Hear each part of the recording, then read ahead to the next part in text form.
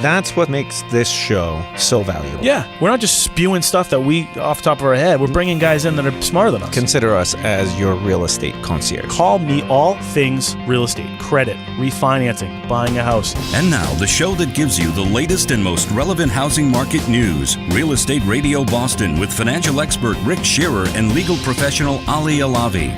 And without further ado, we have Erica Wallace from Wallace Consulting Group. Hi, Erica.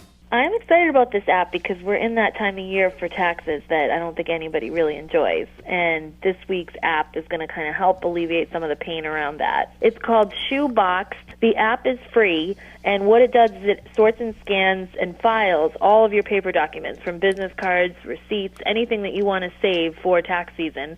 What's really cool is they hired a team of people in North Carolina that work for this company that will actually go through your receipts. If you want to just drop them in this envelope they provide, they will go through, verify the information, and put them in the cloud for you, so you don't have to scan a thing. You get 5 documents for free every month, and then if you want more than that, the plans range from $9 to $100 a month. Tell me, they sort of have a deal set up with the IRS? What they have is their receipts actually will work with the IRS. So if you should get audited, you don't need to keep those receipts. And then the app also includes a mileage tracker. So, that's one of the things I think a lot of people are not great at, is tracking those miles, especially if you're a salesperson and you're in the car a lot. You literally just turn it on when you're in the car. It tracks the miles, puts the map, and saves it all into your account for free. Awesome. How do they get it, Erica? If they go to shoeboxed with an ED at the end.com or search Shoeboxed in iTunes or in Google Play. You guys, you're going through a phase where you're making your company more efficient, and you're taking some of the fat out to be able to operate even leaner, which I can't even. I don't know how more efficient you can make this this company, Bobby. Because can you just talk a little bit about the process and sort of what you've created? I used to be a developer and a real estate person, and working with mortgage people, I've noticed a lot of different things that I wasn't getting for service. And when we got in the mortgage business, I decided to make that, a customer service type deal. The things that I was lacking with my mortgage guy, I implemented in my own company. Right. So I made it, a point that everything gets looked at right away, no matter what the paperwork is, no matter what the condition may be, or the program, or anything that may affect the consumer, that they should know right away, not wait. The philosophy in a lot of companies I worked with is wait until the whole file's there. Right. Well, that impacts the borrower tremendously of waiting so long to tell them that they either need more stuff or they can't even get the loan when they had something 3 weeks ago. So our policy is everything gets looked at. There's no timetable. Everything gets looked at ASAP. I was just at lunch with a loan officer, and I asked him about his process, and he said, the process is pretty good. He says, we're about 4 weeks in underwriting. 4 weeks in underwriting. I'll probably get a commitment a few days prior to, maybe I have to ask for a commitment. I don't think people understand the fact that when I told him that literally an underwriter will look at his file within 24 hours, his jaw dropped to the floor. And I think that a lot of people are so used to having that bad customer service in their companies.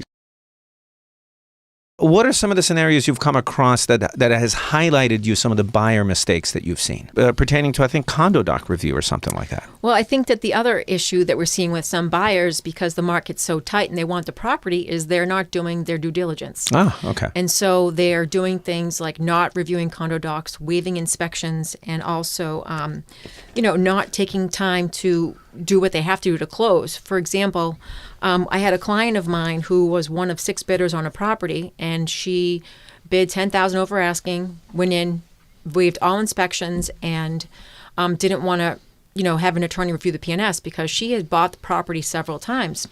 The issue she had this time was she was using a broker who wasn't familiar with the area where she was buying. Mm-hmm. And when they asked me to do the title work, I said, well, we need final readings. What about the water? Oh, it's a well. I said, well, this town requires that the seller provide the buyer with passing well test. The buyer's agent didn't know, and the seller's agent didn't know, because neither one of them were a local broker. And so we ended up having to get that done, and at the time that it was completed, it was found that the well had well over $1,000 worth of repairs, and that the water did not meet the EPA standards. Wow. So at that point, because no one reviewed this PNS and it was just a broker PNS, it really became a big issue for people. And the property's still on hold right now because neither side is giving in. And it's actually something that we're also kind of working with both sides on at this point. Again, the take-home message here is vet your agent to make sure that they're experienced and they're local. I like that idea. Right, and have a dialogue with your lender. You got about a minute here. I want to just have you highlight this great deal you've got over in Weymouth. Yeah, I got a very unique 2-bedroom, 2-full-bath condo in Weymouth. It's absolutely in mint condition, stainless granite, got everything that someone's looking for, and it's also a corner unit. And honestly, I know that. I know the Weymouth market like the back of my hand, and there's absolutely nothing out there that compares. What's the purchase price on this, Tony? Yeah, sure. They're asking they're going to be asking $289,900, which when you see this, you know, it's over 1,400 square feet and high ceilings. It's got everything that, you know, central air. It's got everything everyone wants. And what are the condo fees? Yeah, we're looking at their ballpark. It's about $300 okay. a month. Now, Carey, you have a listing that's coming up, or you already have a listing in Somerville, right? Yeah, I do. I have a listing at 357 Alewife Brook Parkway in West Somerville. It's a single family, which is pretty rare in this town. We have a lot of multifamilies and condos. So it's a 3-bedroom single, and we have an open house this Sunday, 1 to 2:30. It's a nice house. It's had a lot of upgrades over the years, such as the kitchen and bath have been renovated. There's a newer heating system, newer windows on the second floor, and it's priced to sell. It's $449. Nice. Wow. For a single family in Somerville. Absolutely. Let's get into your the listing you've got. Sure. So this is a listing at the Chapel Hill Condominiums, which is located right on Route 9, right across from the Foss Reservoir. This unit was gutted to the studs, all new cabinets, all new granite counters, marble tile floors in the kitchen and the bathroom. Really went all out. You know, replaced the carpets with laminates as well. It's a beautiful renovated unit, really just, totally move-in ready, totally turnkey. It's on for $172,500 right now. Buying is so much less expensive than renting.